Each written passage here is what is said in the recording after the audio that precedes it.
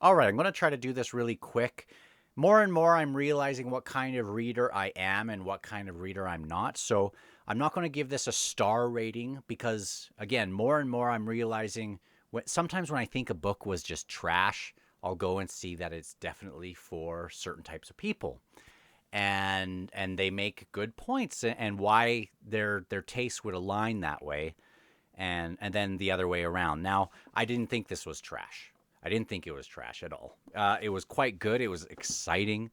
Feels like Maximus in the arena saying, "Are you not entertained?" It's like, yeah, I actually kind of was entertained for a lot of it.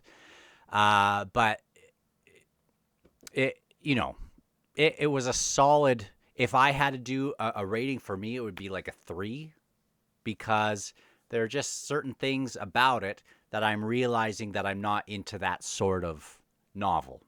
But if people are, I can totally see why people would love it, and happy for them because it was exciting in a lot of ways. Now, it's dark. I don't know if this would be called a grimdark fantasy. It's very political in its nature. Like the basic plot is it is a fantasy novel, and we have this roaming justice who's, he's kind of the judge and executioner in both senses as he goes from place to place. And there are a number of these justices, and it reminds me of ancient Rome where people would have their governor, they'd have their provinces and they'd send their governors to the different places. And sometimes these governors, and you can read like the letters between like Trajan and these governors, for example, and they go from these city to city, town to town, kind of resolving these different disputes, sometimes auditing the money there, or sometimes if they want like if they think a new aqueduct would be good to have there, or they want repairs on their arena, or whatever. Perhaps there was a guild that was, maybe they want a fire brigade or whatever, and that sort of thing happened in ancient Rome, and it seems like that's the sort of thing that happens here, but it's more about settling legal disputes and criminal actions and murder mysteries. And again, more and more also, I'm realizing that even though I like Sherlock Holmes, it's never like a very favorite of mine. And I'm realizing that I like murder mysteries less and less as time goes on. And I'm just realizing that about myself. Like earlier, I read The Tainted Cup. It's a little bit of a miss for me. This one is very much about a different murder mystery. A little bit of a miss for me because I just don't love spending time with that. Now, there were things that I really, really liked. Again, it has to do with this justice going from place to place, and it starts out with him kind of adjudicating this illegal religious cult or whatever, and they can renounce or they don't renounce, and basically it has major implications on whether they will live or die, and different different like he's set out to uphold the law to the letter. And so you can see how within this there will be some nuance in how he would make, like, maybe this is why you would have a jury, but you can see how there's some nuance about maybe is the letter of the law as is it a moral law that is being set out? He's basically the voice of the emperor. And what does it say if you are following the letter of the law as a justice, if it is an immoral law? And it's not necessarily that everything is like this immoral law, but it's a part of this, and those are things that you kind of tackle with, which I think were kind of neat. Now, he has a couple interesting things about him, and a lot of these justices do. He has two of these special kind of supernatural powers. Some people have three. He knows of one, or he mentions one. Maybe some have two, or one. But these justices can employ the emperor's voice, which reminds me of like Dune, or maybe like Obi-Wan Kenobi with the voice, these are not the joys you're looking for, right?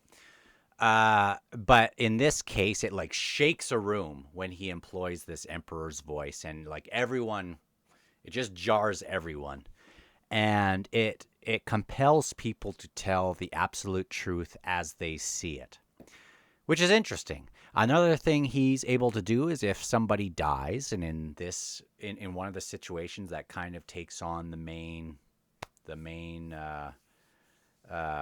plot line or whatever about this murder mystery, he can speak to, it's like a necromancer. Instead of like bringing them to life, he can speak to the recently dead as long as they're preserved in a certain way and the variables are all right.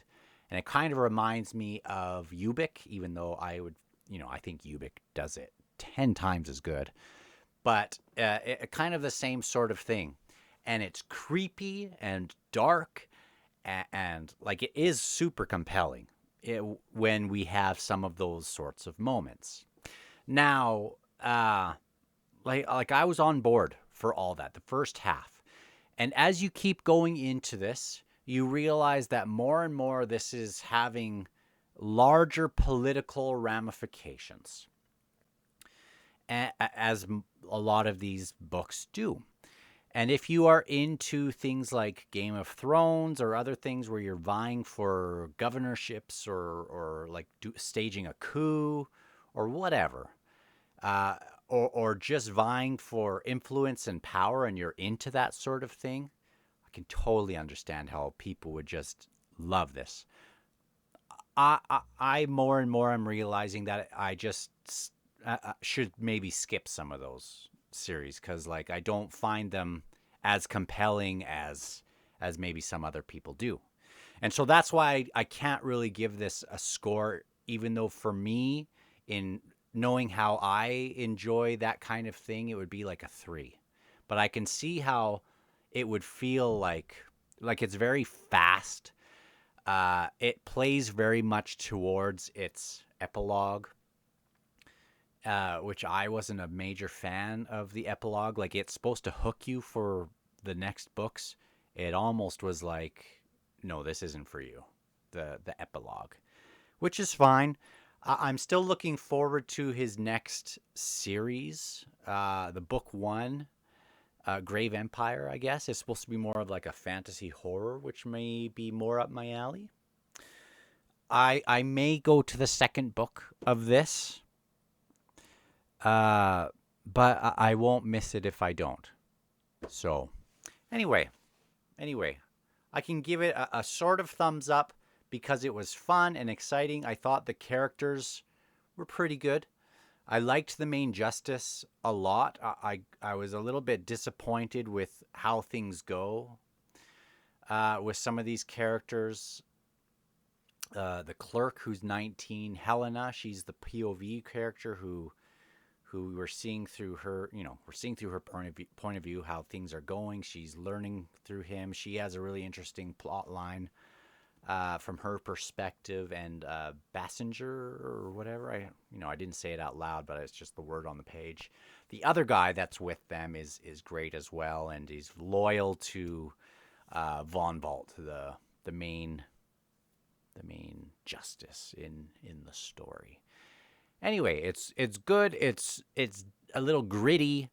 It's morally gray. I feel like we are in that age where people want that, and maybe that's not so much my thing. I like more dark against light sort of things, but the age we are in, we have more of that. It does have aspects of not just justice, but there's like a element of wanting revenge and that sort of thing too. But it also plays on mercy and all sorts of different themes, which I think it does make it a pretty compelling book. But unfortunately, just a couple of the things where I'm learning what kind of reader more I of the things I dislike. Maybe this one is a skip for me for the second book. So, and I might donate these two.